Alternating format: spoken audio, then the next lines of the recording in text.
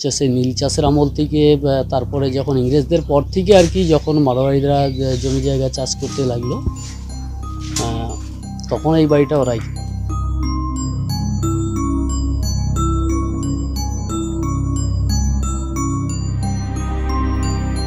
নদিয়ার বুকে এক টুকরো লন্ডন, এক রহস্যময় আবাসন, জড়িয়ে রয়েছে ব্রিটিশদের সাথে।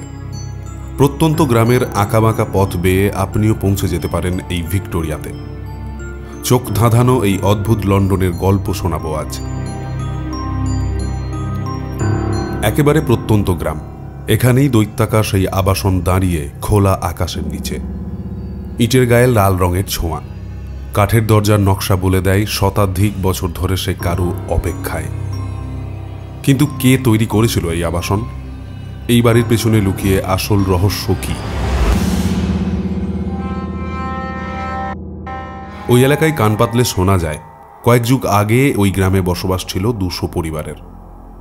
সে সময় চলত ব্রিটিশ রাজত্ব। গোবর্ধন আগরওয়াল নামে এক জমিদার তখন তৈরি করেছিলেন এই আবাসন।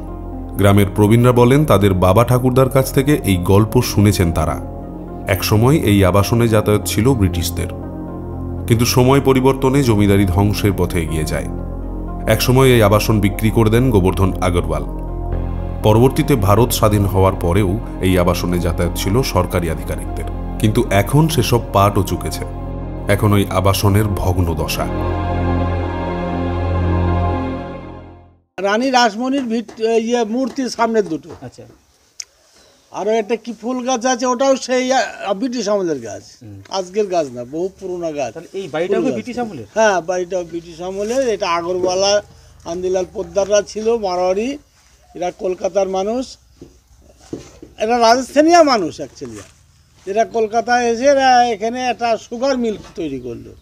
সুগার মিল তৈরি করে বড় একটা কারখানা ছিল এরিয়াতে, টোটাল এরিয়াতে একটা কারখানা ছিল। এই এরিয়াতে প্রচুর সম্পত্তি ছিল ওদের, 4000 বিঘে সম্পত্তির মালিকরা।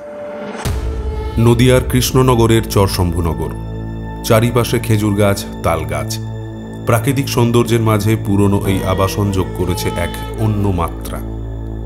পাশেই বইছে কৃষ্ণনগরের জলঙ্গি নদী।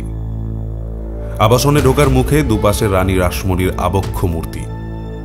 লেখা রয়েছে ভিক্টোরিয়া দ্য গুড। কত রকমের পাখি, ফুল আর অতি প্রাচীন এই বাংলো পর্যটকদের জন্য যেন এক অনন্য আকর্ষণ। মানুষের কাছে এই বাংলো বাড়ি নদিয়ার ভিক্টোরিয়া। আপনিও প্রাচীন ঐতিহ্যের সঙ্গে অপূর্ব প্রাকৃতিক পরিবেশের স্বাদ নিতে চাইলে উইকেন্ডে ঘুরে আসতেই পারেন কৃষ্ণনগরের চরশম্ভুনগরের এই বাংলো বাড়ি।